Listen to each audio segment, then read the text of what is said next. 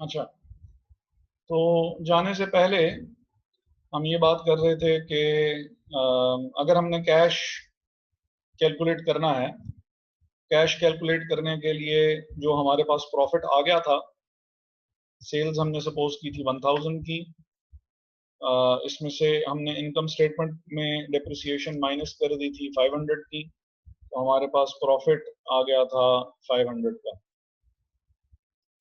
और अब अगर हमने ये देखना है कि हमारे पास कैश जो है वो कितनी है, तो profit would be our starting point, just like in our question, ये जो फॉर्मेट या स्पेसिमेन जो हमें दिया हुआ है, just like in are specimen, अगर हम कैश कैलकुलेट करना चाहते हैं कि how much of this profit is represented by cash, तो हम क्या करेंगे, we would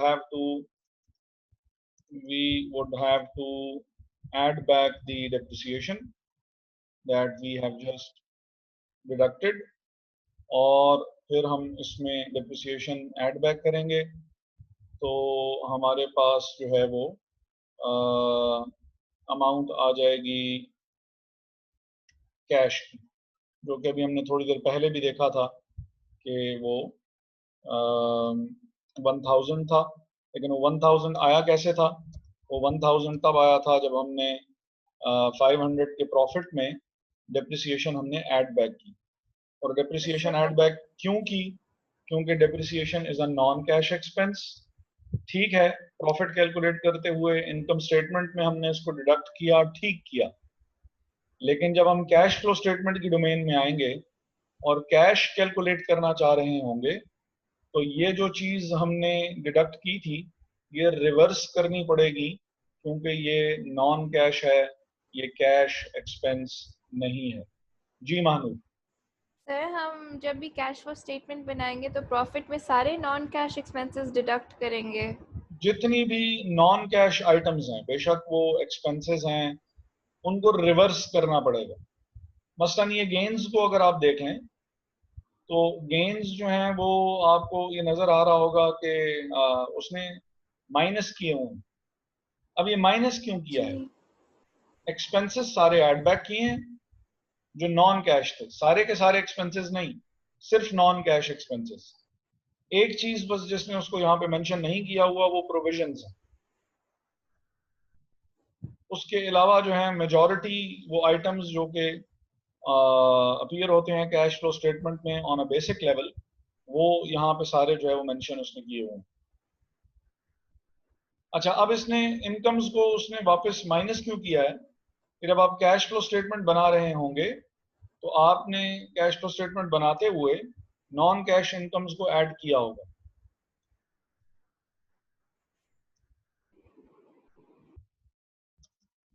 non cash incomes को आपने किया होगा ऐड, और अब वो फिर अमाउंट यहाँ थोड़ी सी चेंज हो जाएगी। इनकम स्टेटमेंट बनाते हुए आपने इनकम ऐड की थी, कैश फ्लो स्टेटमेंट में तो आपको वो चीज रिवर्स करनी पड़ेगी कि क्योंकि ये नॉन कैश इनकम थी, इसका मतलब है इसके बदले में पैसे तो हमारे पास आए नहीं होंगे। तो क्योंकि पैसे नहीं आए हैं, इस वजह से हम लोग इसको वापस रिवर्स कर देंगे कि हम कैश कैलकुलेट करना चाह रहे हैं, और नॉन कैश चीज़ों की जितनी एडजस्टमेंट हो चुकी है, उन सारी एडजस्टमेंट्स को रिवर्स करना पड़ेगा। तो पहले जो हम एडजस्टमेंट कर रहे हैं, वो एडजस्टमेंट पहली, कि मैं अपने बिहाफ पे जो है वो लिख दिया करता हूँ कि कैश फ्लो फ्रॉम ऑपरेटिंग उससे ही। सर, आपकी आवाज़ सर बहुत आपकी ज़्यादा आवाज बहुत ज़्यादा डिस्टॉर्ट हो रही है।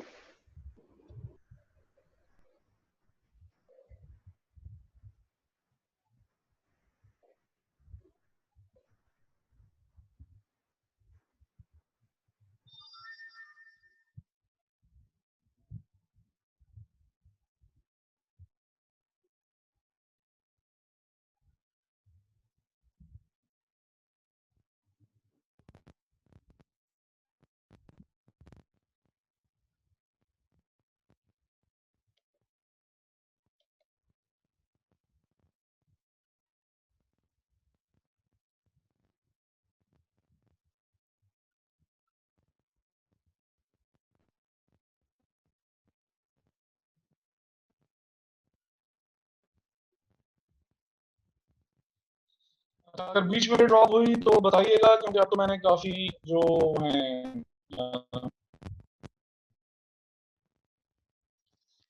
पास आके बैठ गया हूँ, और जो काफ़ी बैकग्राउंड जो प्रोसेसेस चल रहे थे वो भी क्लोज कर दिए हैं, तो होपफुली अब प्रॉब्लम होनी चाहिए नहीं वैसे। अच्छा, तो पहली एडजस्टमेंट जो हम कैश फ्लो स्टेटमेंट में करते हैं इनडायरेक्ट मेथड में, that is number 1 is adjustment for non-cash items। और ये नॉन कैश आइटम्स की एडजस्टमेंट क्यों होती है वो भी हमने रीजन डिस्कस कर ली कि नॉन कैश आइटम्स की एडजस्टमेंट होने की रीजन बेसिकली ये है कि जो इनकम स्टेटमेंट बनाते हुए क्या था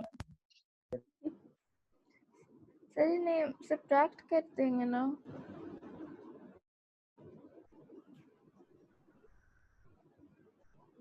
जी, क्या कह रही? इन्हें सब्ट्रैक्ट कर देंगे ना नॉन कैश आइटम्स को कैश फ्लो स्टेटमेंट में, क्योंकि इनकम स्टेटमेंट में ऐड हुई थी। डिपेंड करेगा कि वो चीज थी क्या। अगर तो वो इनकम थी जो कि इनकम स्टेटमेंट बनाते हुए ऐड हुई थी, तो यहाँ पे हम उसको डिडक्ट कर लेंगे, यहाँ पे हम उसको डिडक्ट कर लेंगे नॉन कैश इनकम्स को। और अगर वो एक्सपेंस था नॉन कैश, तो हम यहाँ पे उसको प्रॉफिट कैलकुलेट करते हुए प्रॉफिट कैलकुलेट वो सॉरी कैश कैलकुलेट करते हुए, क्योंकि ऐड पहले कर दें। हाँ ऐड कर, पहले ऐड हुई थी तो अब माइनस हो जाएंगी, पहले लेस हुए थे तो अब वो ऐड हो जाएंगे, ऑपोजिट काम चलेगा। यानी हम रिवर्सल चला रहे हैं उन चीज़ों का जो कि पहले हम लोग जो भी काम कराए हैं, अगर वो नॉन कैश हैं तो उनको रिवर्स कर दिया जाएगा, एक्सपेंस है तो ऐड, इनकम है तो माइनस। ठीक है सर। ठीक है। अच्छा, पहली एडजस्टमेंट ये हो गई। सेकंड एडजस्टमेंट जो है वो जो रिलेट करती है वो एडजस्टमेंट और working capital items. Adjustment for working capital items. अब वर्किंग कैपिटल आइटम्स जो है वो वर्किंग कैपिटल में चीजें क्या होती हैं, वर्किंग कैपिटल में करंट एसेट्स होते हैं और करंट एसेट्स होते हैं, और वर्किंग कैपिटल में करंट लायबिलिटीज होती हैं। करंट एसेट्स और करंट लायबिलिटीज से रिलेटेड जो आइटम्स होंगे उनकी एडजस्टमेंट की जाएगी वंस, यानी जो 1,08,000 और 800 की जो अमाउंट आई है, इसमें एडजस्टमेंट की जाएगी वर्किंग कैपिटल आइटम्स की। वर्किंग कैपिटल आइटम्स की एडजस्टमेंट की जरूरत क्यों पड़ती है? मसलन ये जो ट्रेड एंड अदर रिसीवेबल्स, आपने जो सेल्स की, अब ये थोड़ी सी फिलॉसफी है जो कि कैश फ्लो स्टेटमेंट की है, अगर तो आप कहते हैं तो मैं इसको एक्सप्लेन डिटेल में कर देता हूँ। वो कहते हैं, लेकिन पहले बता दें कि जो करंट एसेट्स और करंट लायबिलिटीज हैं इन्हें ऐड किया जाएगा या सब्ट्रैक्ट? डिपेंड करेगा कि वो इंक्रीज हो रहे हैं कि डिक्रीज हो रहे हैं। अगर तो करंट एसेट इंक्रीज हो रहा है, अगर तो करंट एसेट इंक्रीज हो रहा है, इसका मतलब है कि आपके पास कैश आउटफ्लो हो रही है। इन्वेंट्रीज अगर इंक्रीज की हैं, इन्वेंट्रीज अगर इंक्रीज की हैं, तो इसका मतलब है कि आपने अमाउंट स्पेंड की है टू एक्वायर दोज इन्वेंट्रीज, तो कैश आउटफ्लो आपके पास हो गया, माइनस हो जाएगा। लेकिन अगर इन्वेंट्रीज की अमाउंट डिक्रीज हुई है, तो इसका मतलब है कि आपके पास जितनी इन्वेंट्रीज थी वो आपने सेल की, तो that would have generated some cash, और आप उसको कैश इनफ्लो के तौर पे ट्रीट करते हुए ऐड करें। ठीक है। ये एज अ जनरल रूल बता रहा हूँ कि अगर आपको बहुत ज्यादा बात जो है वो याद ना रहे, तो ऐड करेंगे हम इंक्रीज को जनरली, और डिडक्ट किया करेंगे डिक्रीज को करंट एसेट्स की जनरली, और लायबिलिटीज इसके ऑपोजिट चलेंगी। डिडक्ट किया जाएगा इनके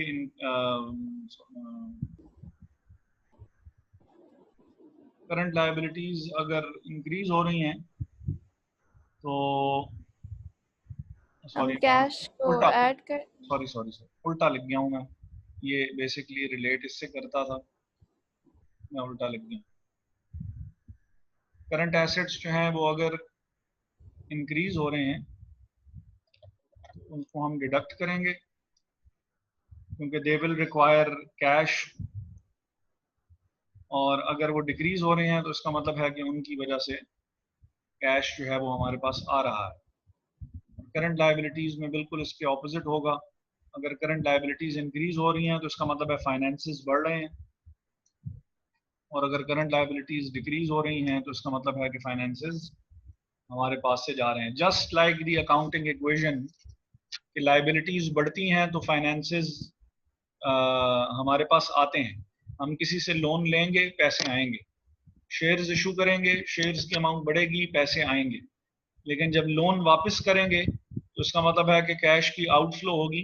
decrease in liabilities will result in an outflow of cash, और increase in liabilities will result in an inflow of cash. Loan लेने की वजह से कैश आएगा, जबकि लोन वापस करने की वजह से रिवर्स काम होगा, कैश आपके पास से जाएगा, अमाउंट आप डिडक्ट करेंगे। तो वही same rules of debit and credit जो हम पहले फॉलो करते आ रहे हैं आज तक, वही रूल्स यहाँ पे भी फॉलो होंगे।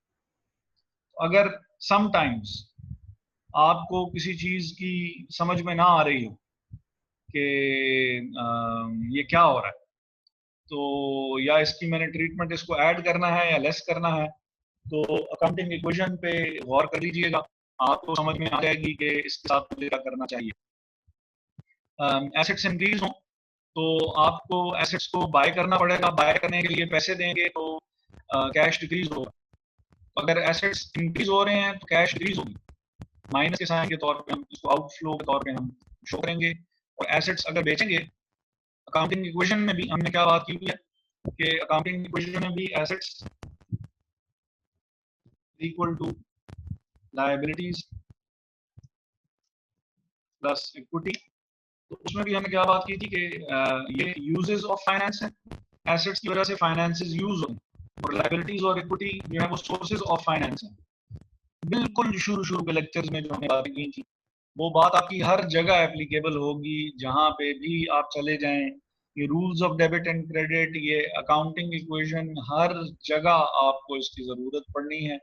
तो ये याद रखिएगा कि assets use up finances and liabilities and equity, they generate finances, they are the sources of finance जहां से पैसे हमारे पास आते हैं। तो पहली एडजस्टमेंट कैश फ्लो स्टेटमेंट के इनडायरेक्ट मेथड में नॉन कैश आइटम्स की होती है, और सेकंड एडजस्टमेंट जो है वो हमारे पास वर्किंग कैपिटल आइटम्स की होती है, और तीसरी और लास्ट जो एडजस्टमेंट है वो हमारे पास है टैक्सेस एंड इंटरेस्ट की, टैक्सेस एंड इंटरेस्ट पेड की।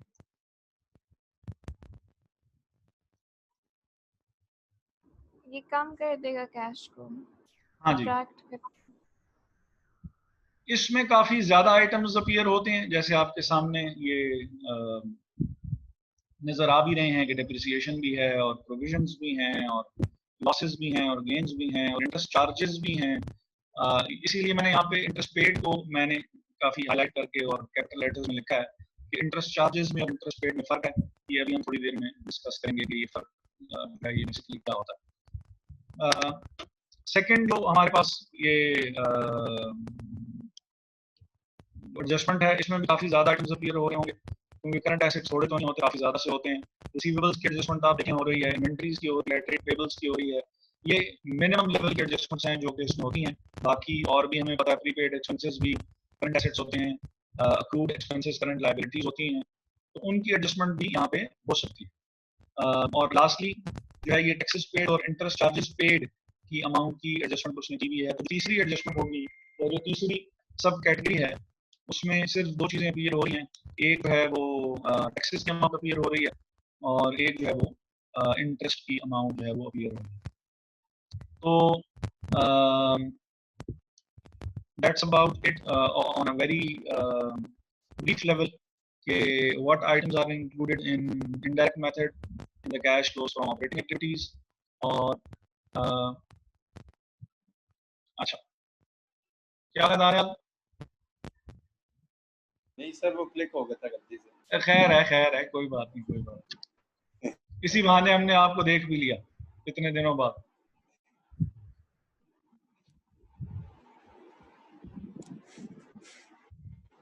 अच्छा, तो अब ये आगे बस उसने ना इसको बहुत ज्यादा डिटेल में उसने एक्सप्लेन किया हुआ है कि why these non-cash items are added back or deducted. उसकी रीजन उसने आगे एक्सप्लेन किया है।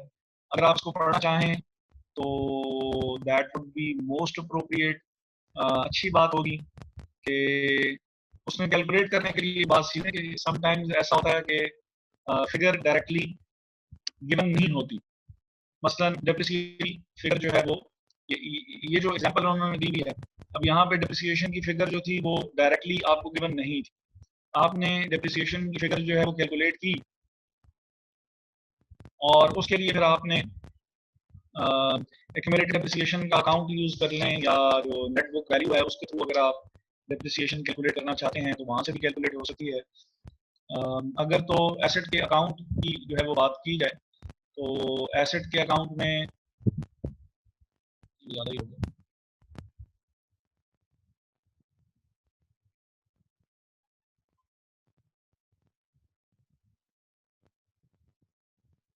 अच्छा जी, एसेट के अकाउंट में जो ओपनिंग बैलेंस होता है, ओपनिंग बैलेंस आपका डेबिट साइड पे होगा अगर एसेट का अकाउंट आप बना रहे हैं तो, और क्लोजिंग बैलेंस जो होगा वो इसका क्रेडिट साइड पे होगा। एसेट है तो अकाउंटिंग इक्वेशन में भी क्योंकि डेबिट साइड पे ही पाया जाता है, इसी वजह से डेबिट साइड पे जो है ये मौजूद होगा और क्रेडिट साइड पे जो है वो इसकी क्लोजिंग बैलेंस हुआ करेगा। जब जब एसेट इंक्रीज होगा तो इंक्रीज इन एसेट्स जो हैं वो आपको डेबिट साइड पे नजर आएंगे और एसेट्स जब जब डिक्रीज होंगे तो ये डिक्रीज जो है ये आपको क्रेडिट साइड पे नजर आएगी। एक्यूमुलेटेड डेप्रिसिएशन का अकाउंट जो है वो हमें पता है कि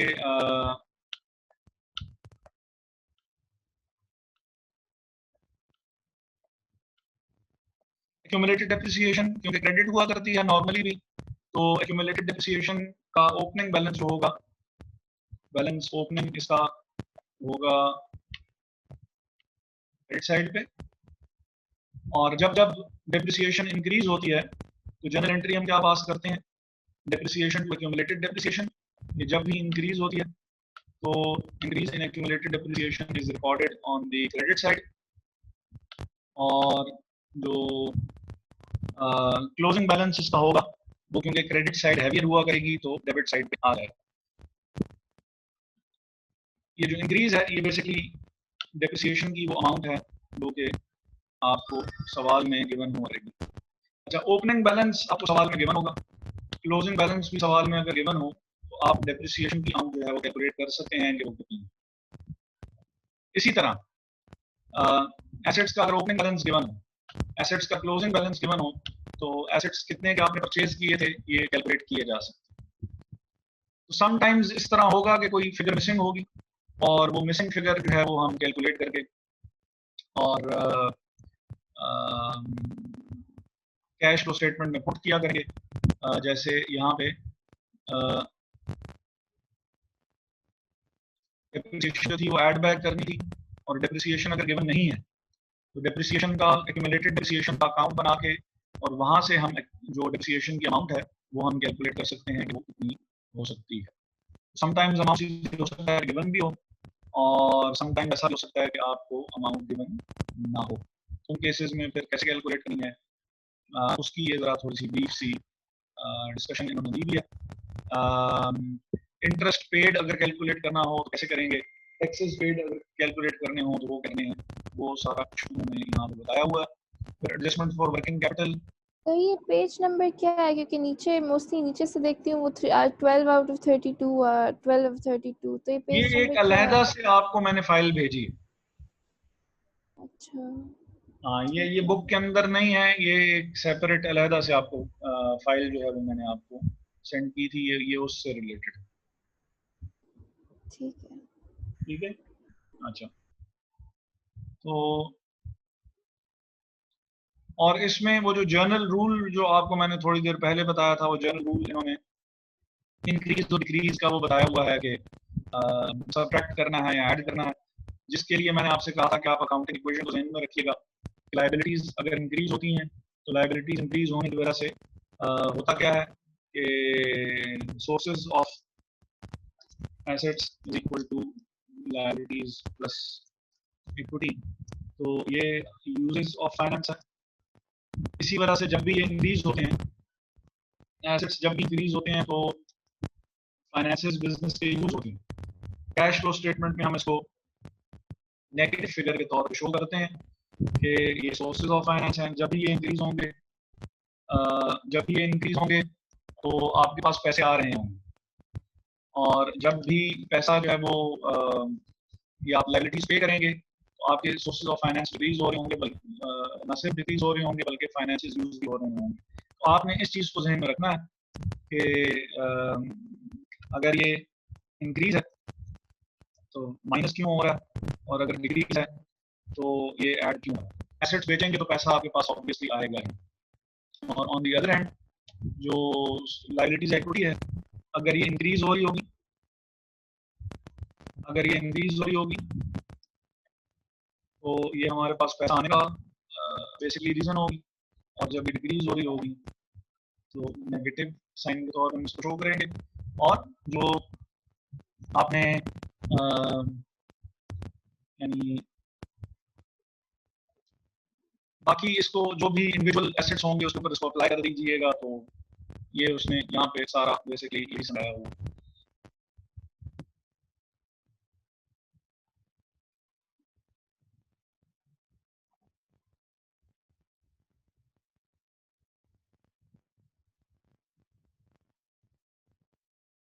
ये थ्योरी है, ये पढ़िएगा जरूर प्लीज, ये पढ़नी जरूर है कि ये उसके अलावा जो है जरा थोड़ी सी प्रॉब्लम हो सकती है। मैं इस वजह से कह रहा हूँ कि ये पढ़नी जरूर है। Okay sir.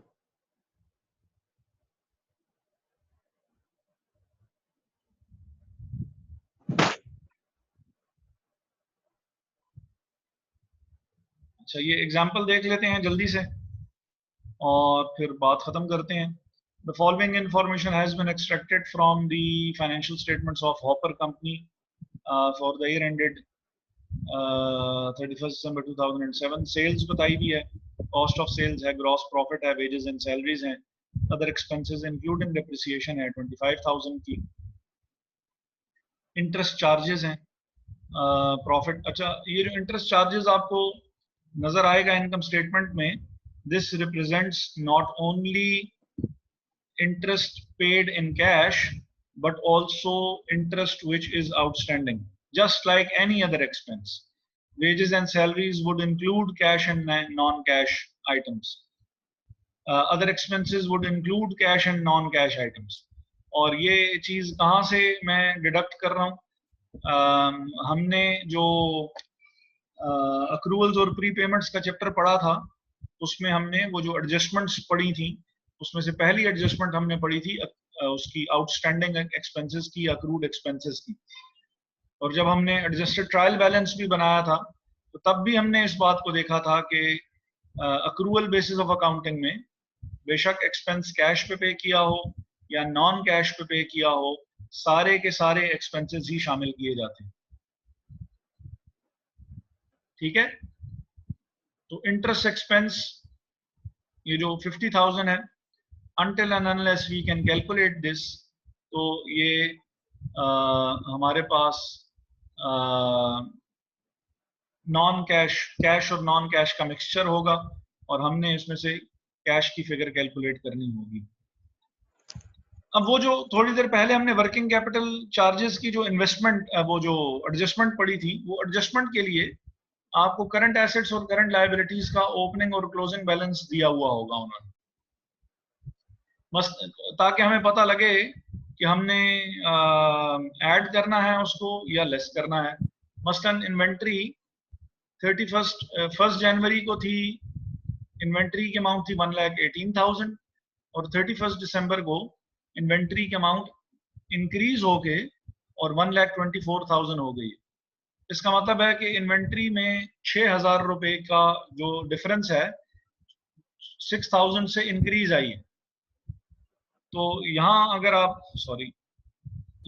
आप नीचे ये देखें तो इन्होंने इंक्रीज इन इन्वेंट्रीज को दोनों का डिफरेंस लिया, इंक्रीज या डिक्रीज की अमाउंट निकाली, और वंस ये पता लग गया कि इन्वेंट्रीज इंक्रीज हुई हैं because they have gone from 1,18,000 to 1,24,000, तो फिर उन्होंने इन्वेंट्रीज की अमाउंट को जो इंक्रीज थी वो उन्होंने जो है वो माइनस कर लिए।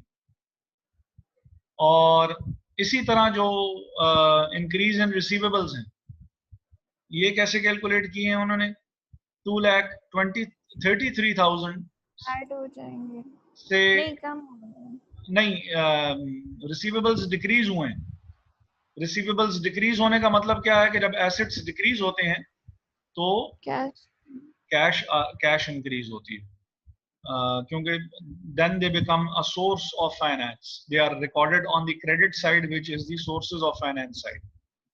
इस वजह से हमने इसको रिसीवेबल्स डिक्रीज हुए, एसेट डिक्रीज हुआ तो हमने ऐड किया। तो ये जो फिगर्स दी हुई होती हैं कंपैरेटिव ओपनिंग या क्लोजिंग या लास्ट ईयर की फिगर्स और करंट ईयर की फिगर्स, ये दी हुई ही इसीलिए होगी कि हम इनका डिफरेंस जो है वो निकाल के इंक्रीज और डिक्रीज देख सकें, और वंस वी हैव एस्टैब्लिश्ड कि ये अमाउंट इंक्रीज हुई है या डिक्रीज हुई है तो फिर हम इनकी अकॉर्डिंगली एडजस्टमेंट कर सकें। डेप्रिसिएशन उसने अलहदा से बताई हुई थी 25,000, तो वो हमने ऐड कर दी, और इंटरेस्ट चार्जेस जो थे वो हमने 50,000 के वहाँ डिडक्ट हुए थे, इधर हमने उसको किया ऐड, और एंड पे जाके हमने ये इंटरेस्ट चार्जेस कैलकुलेट किए हैं। बस सिर्फ ये कैलकुलेशन बता देता हूँ और फिर उसके बाद हम कर लेते हैं ऑफ।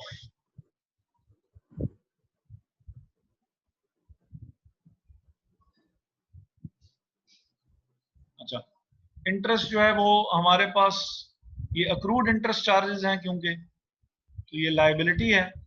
लायबिलिटी का ओपनिंग बैलेंस जो है वो क्रेडिट साइड पे होगा और क्लोजिंग बैलेंस जो है वो हमारे पास डेबिट साइड पे होगा।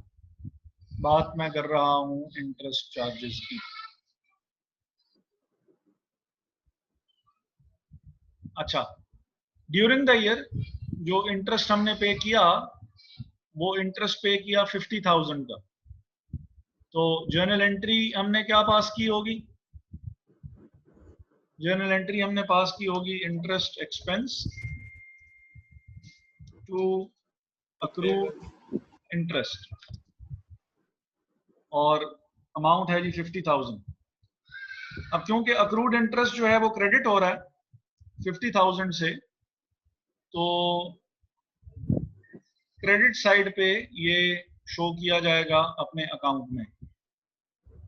80,000 क्रेडिट हो रहा है, 45,000 डेबिट हो रहा है, यानी ये टोटल अक्रूड इंटरेस्ट है, टोटल लायबिलिटी है। लायबिलिटी 80,000 से रिड्यूस होके 45,000 रह गई है। इसका मतलब है कि आपने दोनों का डिफरेंस जो कि 35,000 बनता है, इतनी लायबिलिटी, इसका मतलब है कि आपने पे कर दी हुई है। ये ओपनिंग बैलेंस था, साल के बीच में लायबिलिटी इतनी और इंक्रीज हुई, 80,000 से की टोटल लायबिलिटी हमारे पास मौजूद थी। This 80,000 liability got reduced to 45,000 at the year end, और इसका मतलब है कि फिर हमने 35,000 हमने लायबिलिटी के हमने पे कर दिए होंगे, वो 35,000 जो पेड हैं वो हमने यहाँ पे, ये बिल्कुल बॉटम में अगर ये आपको नजर आ रहा हो तो 35,000 ये इंटरेस्ट हमने पे कर दिया है, और क्योंकि पे किया है तो ये डिडक्ट हो जाएगा। बिल्कुल सेम इसी तरह टैक्सेशन पेड की अमाउंट भी हमने कैलकुलेट की हुई। आज के लिए काफी है।